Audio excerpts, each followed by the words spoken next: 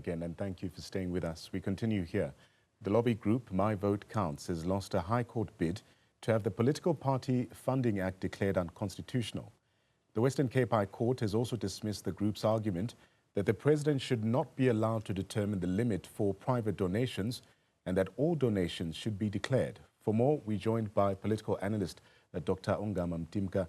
Dr. Mtimka, given the role that money plays in political campaigning here, where do we draw the line between necessary funding and undue influence? Welcome to the program. Good evening to you and your viewers. It's interesting as to where we draw the line. This has been a debate across many political systems. And to me, it seems that the issue about funding limits and thresholds is an ongoing debate as to which number really. I think that the attempt to actually regulate it through the courts, one has to agree in many ways with the judgment that first of all, it's been overtaken by events in the sense that the president has made the determination in terms of those thresholds, but also the issue here is that it's a tension because the act must allow enough parties to be able to raise funds, but also at the same time not expose, create the necessary mechanisms for funders to feel at liberty to make certain kinds of donations. So to attempt to regulate that through the law only, I think is where the challenge is for me, and we cannot legalize, achieve some of these things through very thorough going, legislative legal processes. Dr. Mtimka, South Africa's Political Party Funding Act mandates disclosure of private donations above a threshold. In your view, is this threshold adequate to indeed ensure transparency, or does it leave room for dark money, if you will, to flow under the radar? Dark money flows under the radar in South African politics through, schemes of capturing state institutions, and it does not necessarily flow through funds that are paid directly to parties. We have seen election after election where allegations have been made about use of public funds in order to fund. So dark money finds its way to flow to political parties anyway. The thresholds, though, are in some ways, for example, the 30 million threshold is a bit high by international standards. That's something that we can debate. But again, these are numbers that are, set out there. You see that smaller parties, for example, like Action SA, do feel that these actually allow them to be able to raise funding. And it's not the case that the big parties are advantaged with these numbers. So you find that many parties are affected by these in a more similarly across the board, across the spectrum. That the thing they tend to be united on is their tendency to prefer less disclosure on this matter. So I guess you cannot regulate the flow of dark money to political campaigns. Yeah. It flows there either regardless. With this said, how effective has the PPFA been in really curbing the influence, especially of wealthy individuals or corporate entities on political decision-making since its implementation here? Well, if we look at it, I think for me, it served more to educate the public, and it has served the transparency and information sharing to the public than it has curbed it.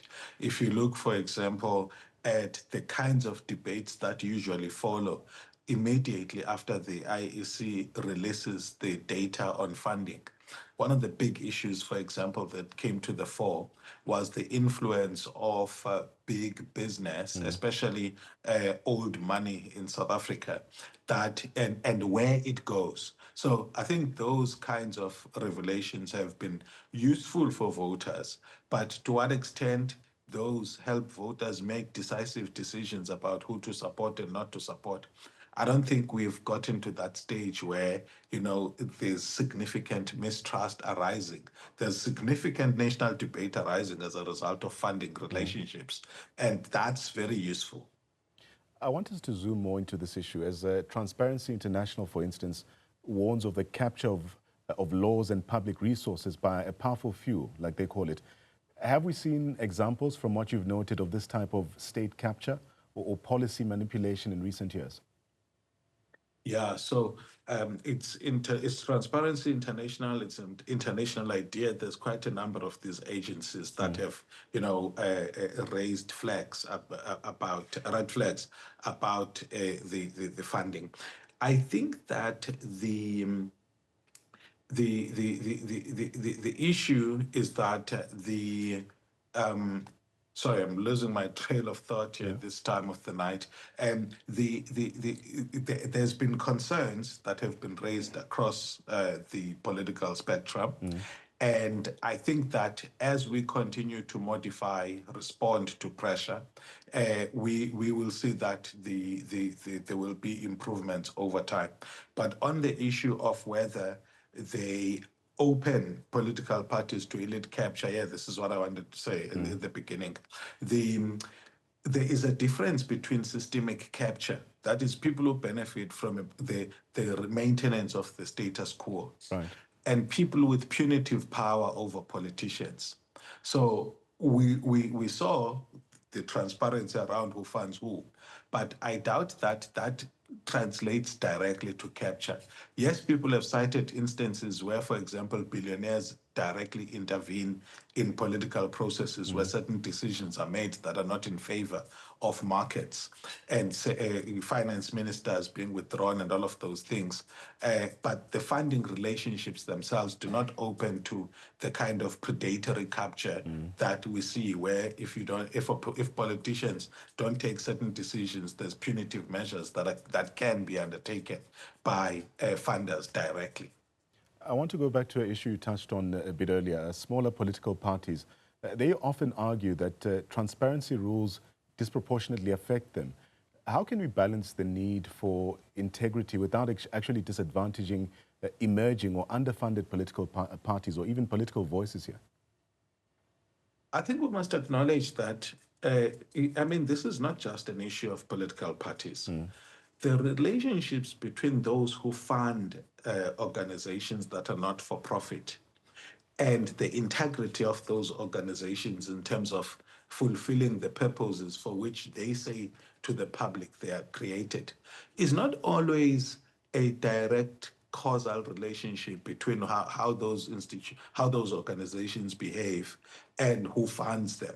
For example, if you look at the smaller parties and the things that they have stood for once they have been funded, and I know that, for example, Rise Mzansi, Build One South Africa, Action SA have been, said to be projects of so-called white monopoly capital. But if you look at some of the things that they've gone to stand for, these parties show that it doesn't necessarily follow that political parties receiving monies from certain sections of society are always going to be doing their bidding. Yeah. One article I read while preparing for this interview raises concerns about foreign interests influencing South African politics. Maybe let's speak to this issue. What safeguards are you aware of that currently exist to prevent this? And also, are they sufficient in this digital age of cryptocurrency and online advertising as well?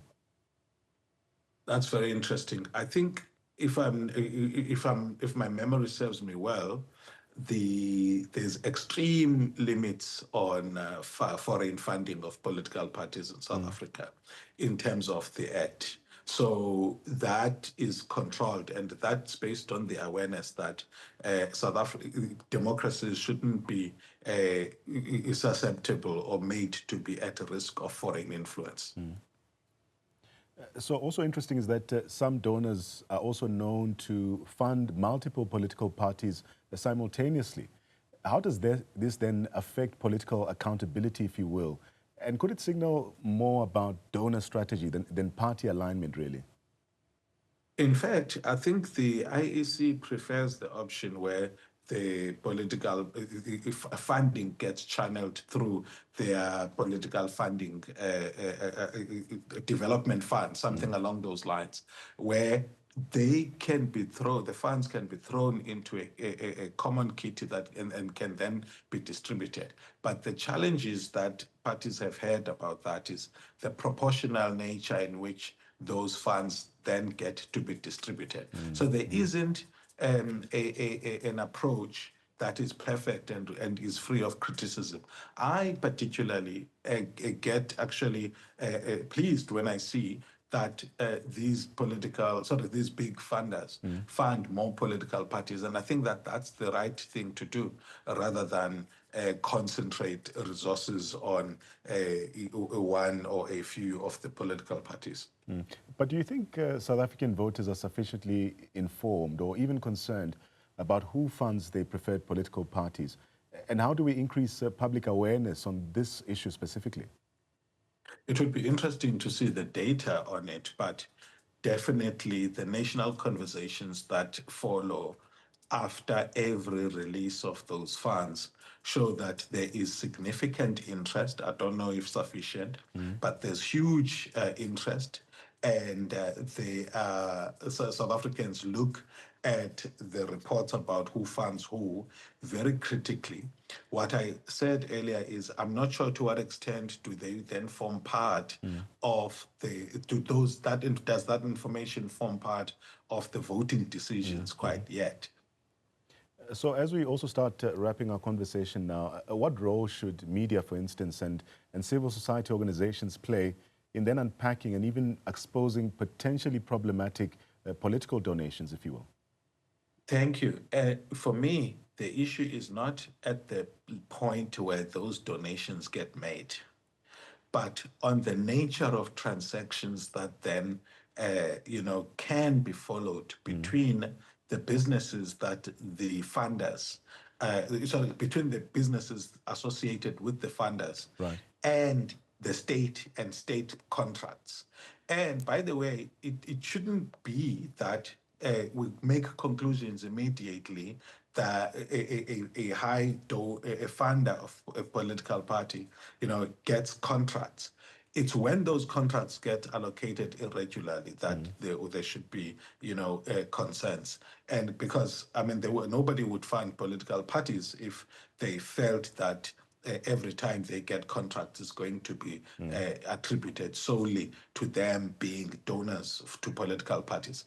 There are decisions that can be made in good faith, and I think that the focus and greater investigative work should be on in what ways do good faith decisions get just jettisoned for purposes of benefiting donors. Without that information, we can't make unfair conclusions that because certain individuals fund political parties, they therefore get money from or state contracts unduly.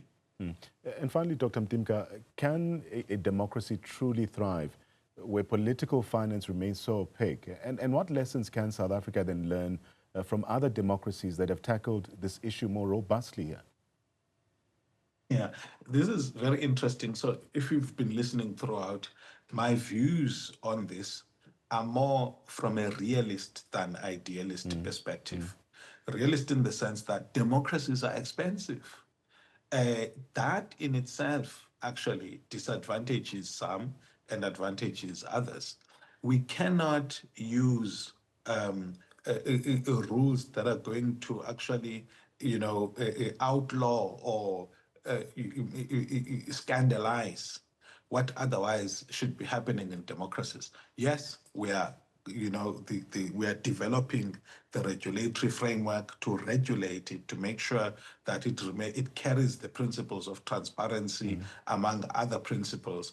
But we can't want to curb the funding of political parties because democracies are expensive. We must find ways to make that funding to be a lot more fair, to be distributed a lot more evenly among the political parties. But attempting to scandalize party funding itself as a thing in itself. I think that I don't think that that's a realistic view. Dr. Ungama Mtimka, thank you so much for your time and insights. This conversation around political party funding, transparency, but also speaking to issues around the integrity of democratic institutions is not only timely, but it's also quite vital. Of course, as South Africa prepares for local government elections and future elections, it's quite clear that understanding who holds the purse strings is just as important as what the candidates are promising. We do appreciate his time.